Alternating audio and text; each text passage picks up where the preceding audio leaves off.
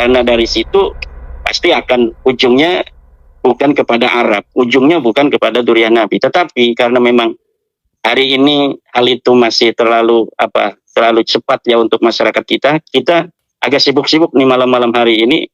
Mas Ripi juga harus begadang membahas tentang tulisan-tulisan yang ditulis oleh timnya Rabita Alawiyah yang 500 halaman yang katanya judulnya keabsahan megalomania itu namanya. Kemudian Imam Mahdi, dan ini yang paling berbahaya ini Mas Rifi. Imam Mahdi itu akan turun menurut kita Ahlussunnah wal Jamaah di akhir zaman nanti dari keturunan Nabi. Apabila hari ini kita tidak betul-betul untuk meneliti siapa turunan Nabi dan siapa yang bukan turunan Nabi, tidak menelitinya kita, maka akan ada orang-orang yang mengaku Imam Mahdi dari bukan turunan Nabi. Jadi Imam Mahdi palsu.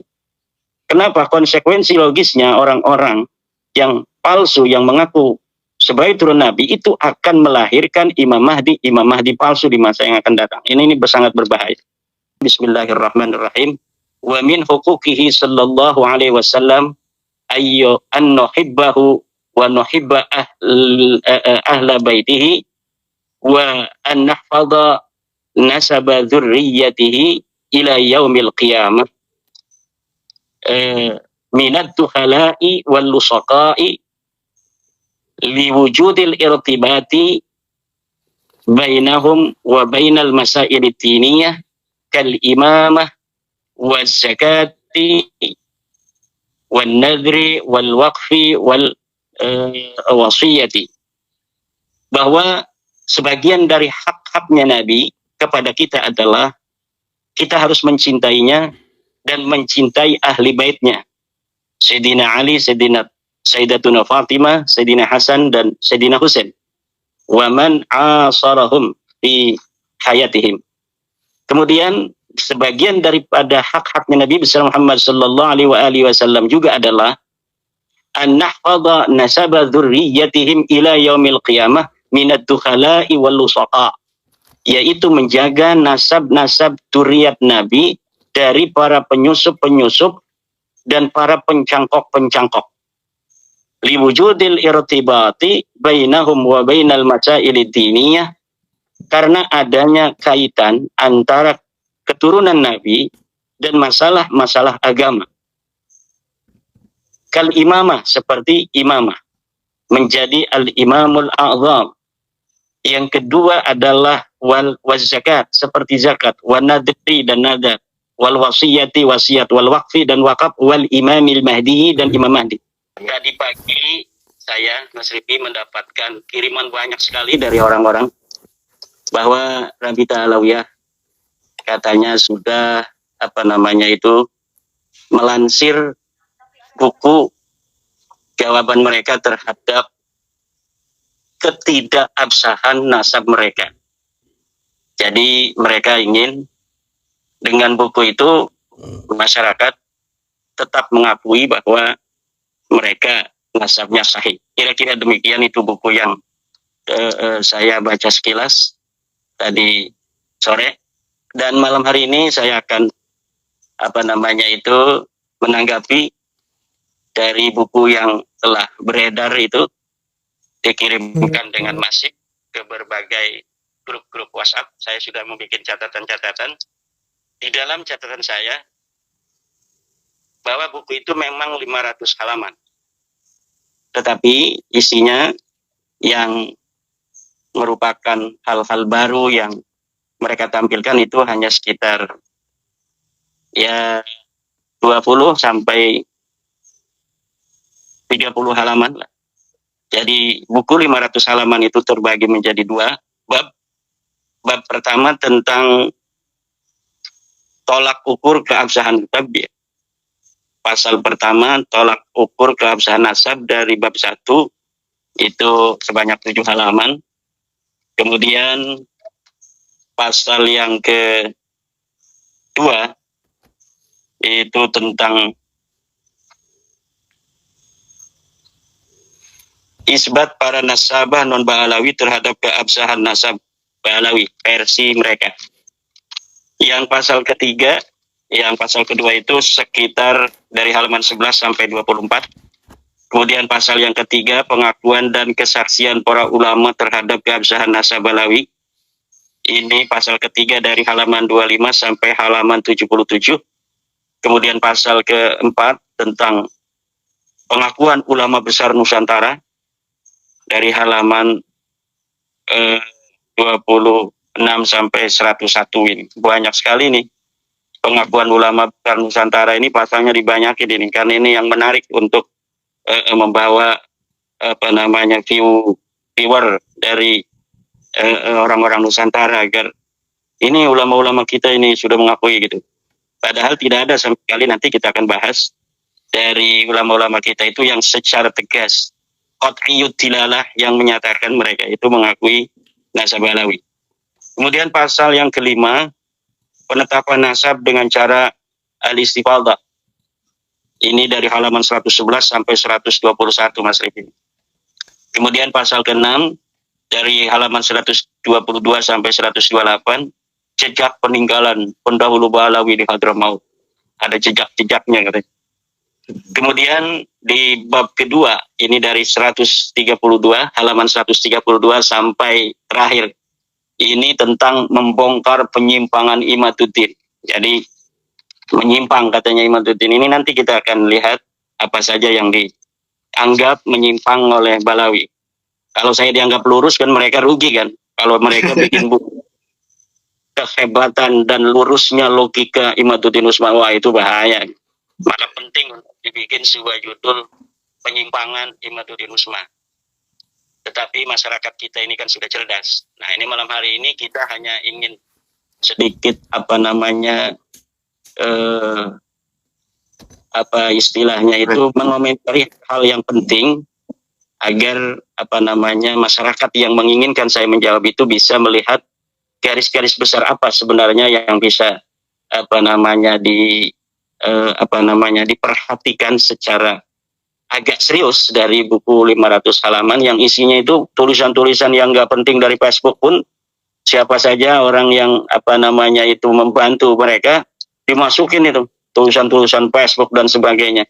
Itu kalau yang membela saya kan yang dari profesor, dari para akademisi itu kalau dimasukin dalam kitab mungkin itu udah 5.000 halaman itu sudah bisa itu, karena banyak sekali saya lihat itu di dalam Google Search.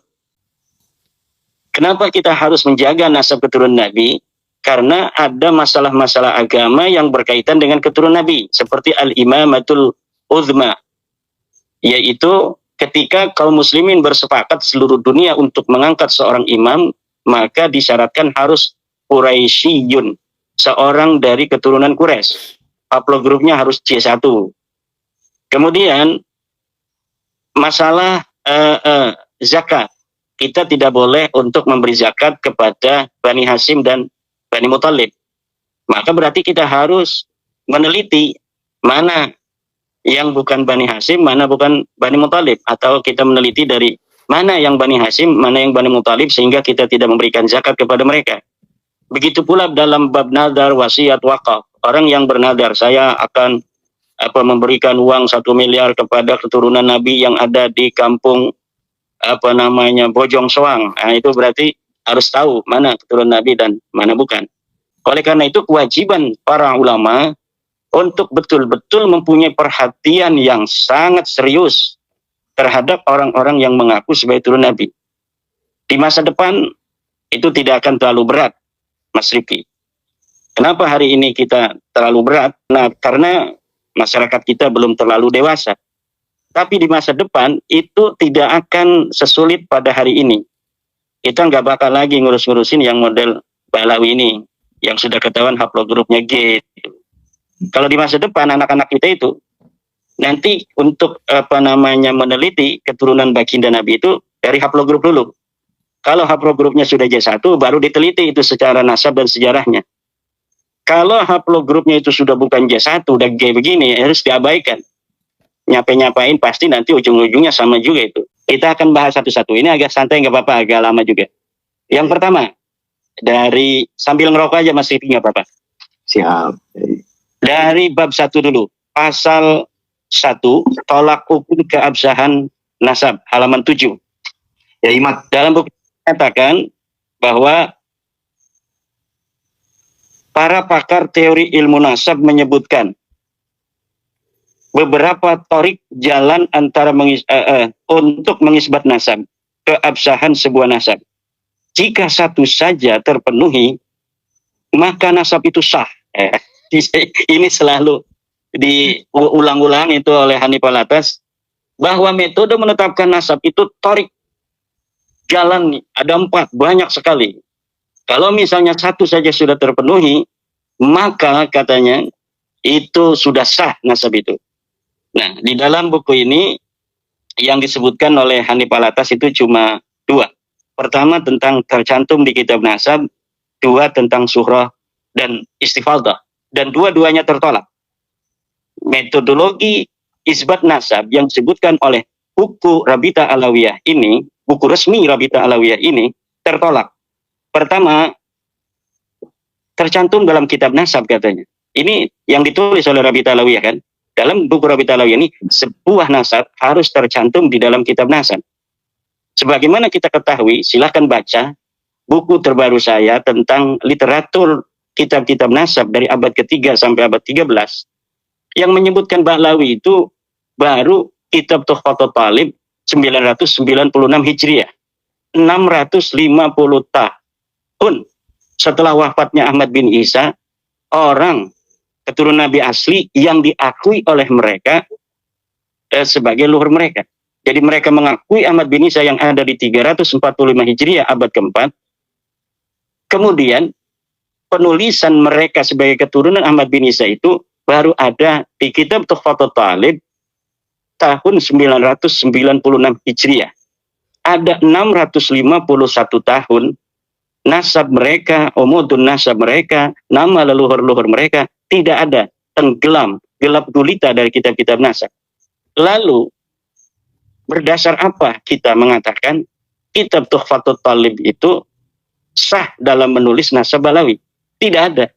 Kenapa tidak ada? Karena dalam kitab Tuhfatul Talib juga itu penulisnya mengatakan saya melihatnya dari sebuah ta'liq, bukan dari kitab nasab. Jadi pertama kali nasab Bahlawi ditulis di dalam kitab nasab bukan berdasarkan referensi dari kitab nasab sebelumnya, tetapi hanya berdasarkan sebuah catatan kecil yang dilihat oleh As-Samarqandi, kemudian dituliskan.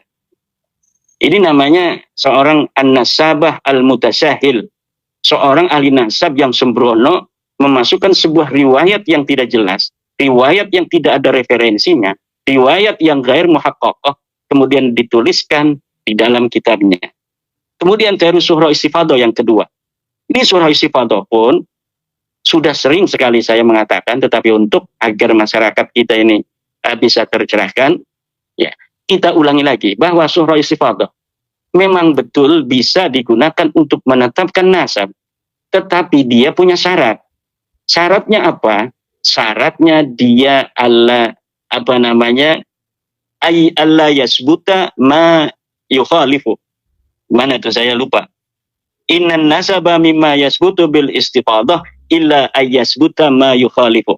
Bahwa nasab memang sebagian dari apa yang bisa ditetapkan dengan istifadah, kecuali sudah jelas ada yang menentang.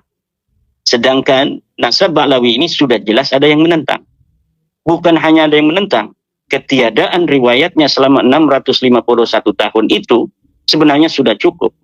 Bahwa nasab mereka memang nasabun muhdasun, nasab yang jadi-jadian. Kemudian ketika hari ini, nah istifadah itu sebenarnya untuk hari ini. Ini istifadah ini bahwa Hanif Alatas Bahlawi, Rizik Syihab Bahlawi itu istifadah namanya itu kan. Nah istifadahnya apa furo itu tidak berkonsekuensi terhadap istifadahnya usul. Usulnya siapa? Ubaidillah. Untuk mengetahui surah istifadahnya Ubaidillah dari mana? Kita harus melihat sekitar zaman Ubaidillah, kitab-kitab yang ditulis di zaman itu. Kitab yang ditulis banyak, tetapi tidak ada satupun yang mencatat. Yang mencatat keturunan Ahmad bin Isa lainnya banyak. dari mulai abad ke-5 sampai abad ke hari ini. Tetapi yang mencatat bahwa Ahmad bin Isa mempunyai anak Ubaid itu baru di abad 10, 651 tahun. Begitu. Itu teori yang sudah jelas. Di dalam kitab fikih pun itu Ustadz Ma'ruf Qasim ya, Kiai Ma'ruf Qasim, Ustadz Yusuf Romli. Itu tinggal baca aja tuh seluruh kitab-kitab fikih tentang istifadah, suhrah, tasamu' itu mempunyai syarat yang satu, yaitu dia tidak boleh bertentangan dengan dalil. Adamul mu'arid, adamul dafi, itu istilahnya macam-macam itu. Saya tambahkan lagi nih di dalam kitab Ilmu Nasab, Muqaddimah fi Ilmin Nasab. Idza wujidatir riq'atu as-sahihatu batalat tawaturul mukhalifu. Itu lihat di dalam Muqaddimah halaman 72. Idza wujidatir riq'ah, apabila ditemukan sebuah kitab as-sahihatu yang sahih, batalat tawaturu, maka batal itu suhrah istifadah al-mukhalifu yang bertentangan dengan riq'ah yang tadi ditemukan itu. Itu sudah sangat jelas. Ini Hanif Alatas mengutip kitab Muqaddimat, mengutip kitab Rasail, bahkan ditaruh di dalam buku yang tadi itu yang baru itu ditaruh. Itu saya kadang-kadang ketawa. Itu lafadznya ditaruh, lafadz yang menyerang mereka sendiri itu ditaruh di situ. Itu apa maksudnya itu? Jadi lafadz sebuah kaidah yang sendiri gitu Mas Rifki. Itu ditaruh di kitab itu, di dalam buku ketidakabsahan Nasabalawi itu gitu, yang 500 halaman. Itu banyak sekali yang menyerang mereka sendiri, kemudian ditaruh di dalam halaman-halaman itu. Apakah menganggap sebenarnya masyarakat kita ini nggak bakal baca itu gitu, hanya melihat tempelnya udah ada jawaban. Mungkin yang diharapkan seperti itu, tetapi kita di dalam untuk memberikan pencerahan terhadap masyarakat ini tidak boleh kita bosan. Kita harus, karena ini masalah berhubungan dengan kemuliaan dan kehormatan keluarga Nabi besar Muhammad SAW. Tidak boleh ada orang-orang yang bukan keturunan Nabi mengaku keturunan Nabi bi ghairi haqqin. Tidak boleh ada orang yang berhaplog grup selain J1 hari ini mengaku keturunan garis laki-laki kepada Rasulullah.